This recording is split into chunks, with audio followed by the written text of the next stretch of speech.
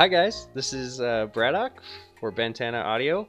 I'm going to be showing you guys a few different things that you can do with bass. This is to continue on our series on making different types of trap, specifically the type that you see like on Bitbird with like sound hello and like Drolo specifically is but you know, an all-encompassing trap.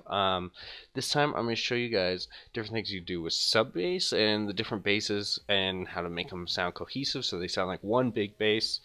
I have my track here. This is an unreleased track. I'm gonna go ahead and just play it from the build-up. Um, yeah, so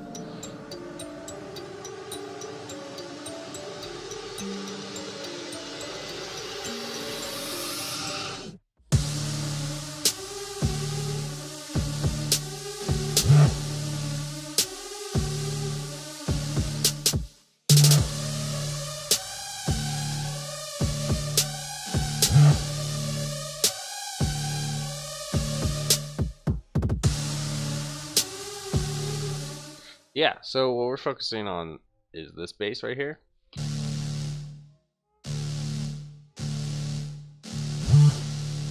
So, okay, so you're probably gonna notice this is not one bass. This is three, and this is one thing I want to show you. Um, I'm actually probably gonna end up changing this bass, and that's why I wanted to actually show this one because show the different things that you can do to fix sounds and to really craft a really cool like bass 808 sound. So first layer we just got the sub. If you're just listening on phone, you probably won't hear it. Maybe just slightly the top end.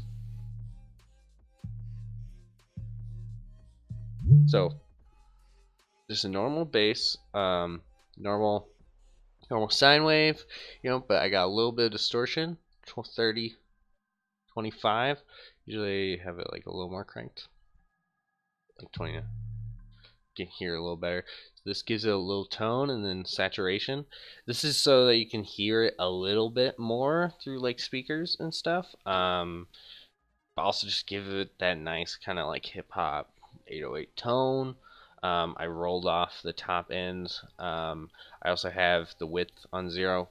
Not really necessary.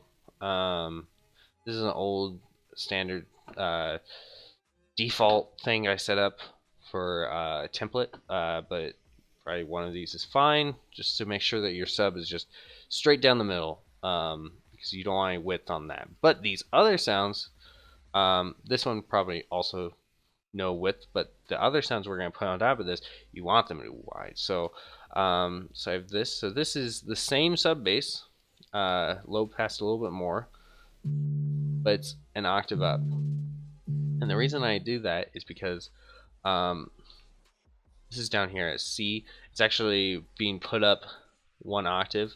So when you go down to C, big club systems can hear it totally, but most headphones, most well, definitely phones really can't hear that. So by putting in this, it's not going to really conflict, especially if you take out the subs, but it adds a harmonic layer to the sub, so it's easier to hear for our ears. So if I just solo this and I take off this top layer, it's so much easier to hear than this. It's a little thicker too. I'm going to bring it down a little bit more in the mix. Yeah, so it's just like a subtle thing to make us really hear the bass. And with this drop, I really wanted to just make that bass hit hard and be a noticeable feature in the track. So, and then here I have the top layer. So I've actually gone through like 6 different reincarnations of this track, and I'm probably still going to change it again, like for this specific bass. I've messed around with so many different waveforms and stuff, and that's the thing, you can just go crazy with this. So I'll break it down. It's not too crazy, but if you really want the sound, you can have it. So it's so I got this noise coming through. It's the J10 chorus. This is actually the Juno 10 or J106. It's an actual recreation of the Juno 106 chorus effects. I think this is the normal. There's a high pass version too. I use on some synths and stuff. really great. Not too high, just 18%, and I have it going through the filter because it does get a little harsh if I you can hear that like so this like mellows it out a little bit. Um, this is all going through a low pass, so this is the bulk of the sound. You can try and mess around with the detune, you know. You can just mess around with these settings right here. We'll probably leave the preset for this in the video for you. Let's see, so yeah, and then just the decay, just a little dip. So with I do this sometimes with subs too. It's a little easier to mix this way. One of the things, I think it was Flume that mentioned this, that if you have something hit really hard and then you bring down the mix, like you have it hit for a second and then you bring it down, your ears will still register it as that big volume as long as it's not like a huge difference. So it's a way to make things bigger. But this is more manageable for the mix. You can make it a little louder when you have it dip back a little bit, you know, give it space for the other elements because the kick is hitting and then everything's getting ducked out for the kick and then all those other sounds are coming in. So if you have the bass still going really loud, that area right after the kick can peak and stuff, and so it's better if you pull back a little. But yeah, and just it sounds a little more natural too. Just then I got some lot of distortion going on. 57, 57. Then I got some chorus. So to this, I don't mess with this too much. Mess with the low pass filter. I pretty much almost never mess with this too much. You can mess with the depth. I don't really mess with anything though. But yeah, the low pass is at 10, 18%. So it's just so I take these off. I'll show you they affect them. So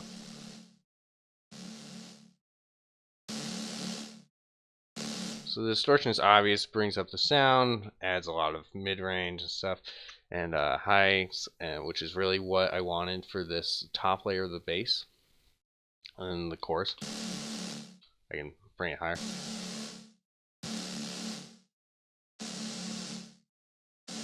That's adding a really strong chorus effect, or like phasing effect, so it's just not too high in this one. And then it just adds like a little bit of low mid warmth. If I bring this back, it will mellow it out a little bit. I can go ahead and bring back the cutoff on this a little bit.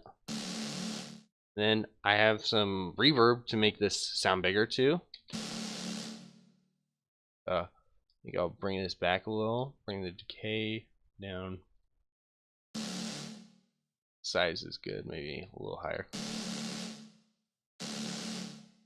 Low cut a lot so that it's not messing, it's not getting muddy.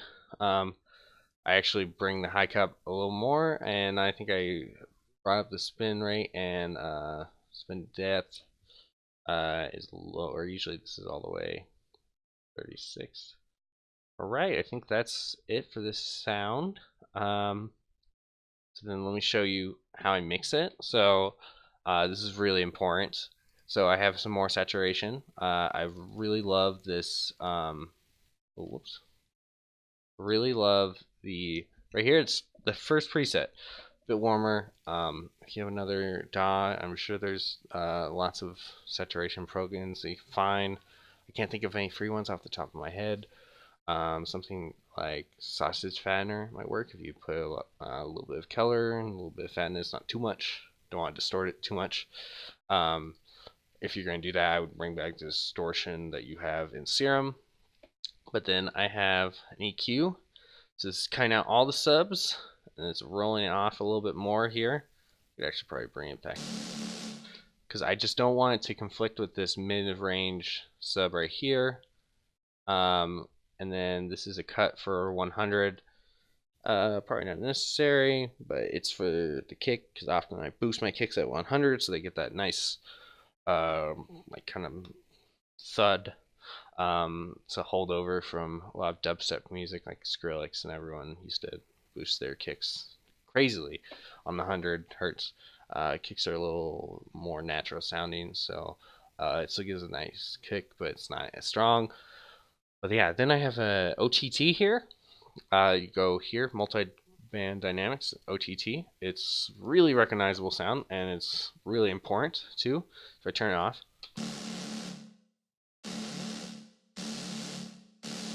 so it adds like it's just such a great finishing sound. I took back some of the bass here. I pulled back some of the highs here. I think I might have even pulled back this too. Um, but and I only have it on 28%. But this is a great for leads and everything else. It really just ties everything together. Um, then once again, another low pass and a high pass. Just taking off all those frequencies. I'm gonna roll this back a little bit. There you go. But yeah, OTT is great for adding these top layers and leads and everything. So basically what I'm doing is I'm taking out all the low end, I'm taking out some of this mid-range, low mid-range, so it doesn't conflict with this. And has the highs and the lows taken out. So this is the low end, this is the mids, and this is kind of the higher end. Um, and then I have a delay on here, so it hits 1 ear before the other, so you can hear this. So it's really it's harder to notice with the reverb. If I take off the reverb, you'll hear it like instantaneously. So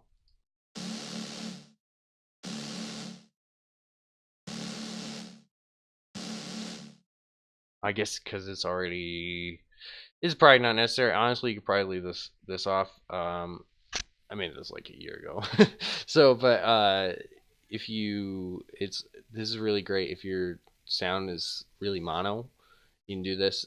It's like a stereoizer basically, and it's just gonna like make it hit 1 ear before the other, and that's called like the Haas effect. And so you'll perceive it as this really wide thing, like on the outside. Like if you're wearing headphones, it feels like it's like on the outside of your ears, whereas in the middle will be like inside your head. So yeah, so it's probably not. It's not necessary for this sound, but it sound great on a lot of other sounds. I'm gonna go ahead and take it off right now. And then I actually think I pulled back the width on this, so I didn't want it as wide. um, this was long. I made this track a long time ago, so I'd have to re-dive in to see exactly why I did this. But I probably did it because the snares are already wide, the leads are already wide, and I probably wanted to confine everything a little more, carve out the places I wanted them to be in as far as the width spectrum, and yeah, just give everything its place. It's a really important part of mixing is panning and widening things so that they stand out. Because if you just have everything down the middle, it gets muddy and hard to discern really fast. There's a reason why we have stereo. It is infinitely better than mono. So if you're making things specifically for the club, though, you need to make sure that you focus a lot on mono, because a lot of club sound systems are just mono. So if you have everything wide, it will sound funky and like it's missing a lot if you just play it through a sound system live. So double check your mix in mono. Really easy way to do that. Utility, width all the way down. So if I play the song now, A and B.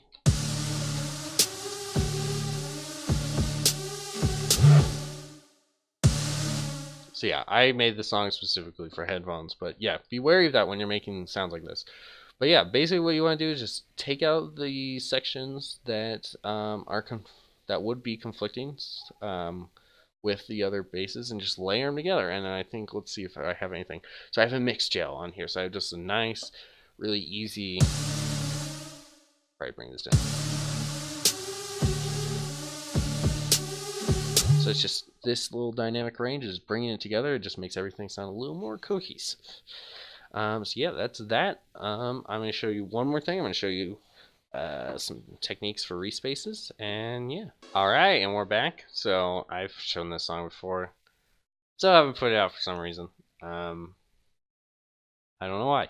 I'm going to one of these days.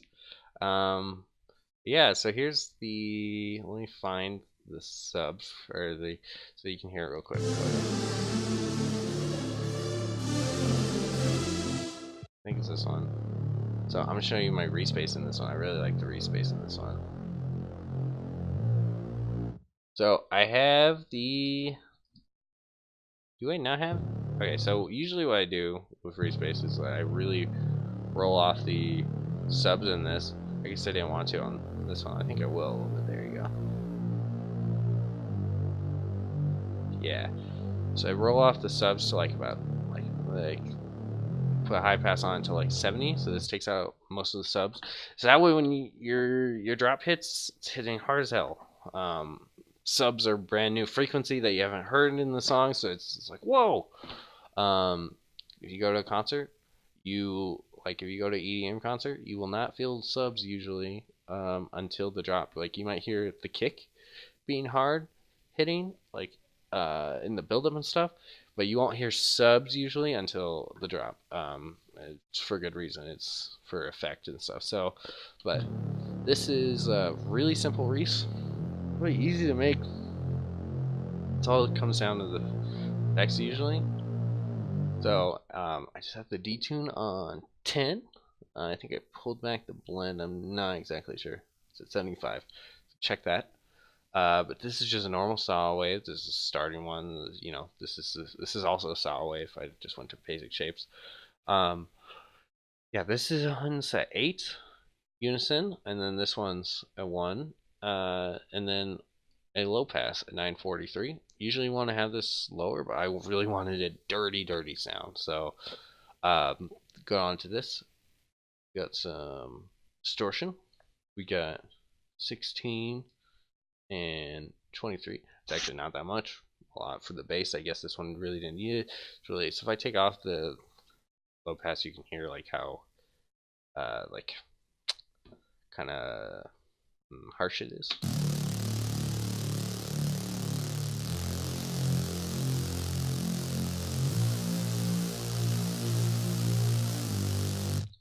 So this is basically like I didn't really need to do it like this. You can just do this at 9, and they'll have us square in the middle. But if you do it this way, you have more control. Like I can do this, and now the one in the center won't be affected. So I can have like this is so I could do it like the other way around too. So like what like this. So this is so that way your you could have your Reese really wide, but it and you can have another low filter after that so that it would like you can have it like right here. So then if you like if I pull this back, now this is just the controlling the highs of this right here. So like so now it's like they have different low passes. That's something you can do. This is you know, you have more control this way, basically is what I'm saying. Um yeah, and this is you would do it that way because often you want the middle, either mono.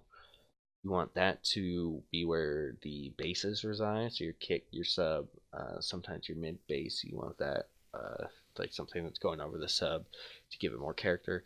You want that to reside there, uh, and you want the higher the mid range. You want that more spread out on the stereo spectrum, kind of like a horseshoe kind of thing. Um, so that's yeah. So you can do a couple things like that. But for this one, I'm just keeping this both.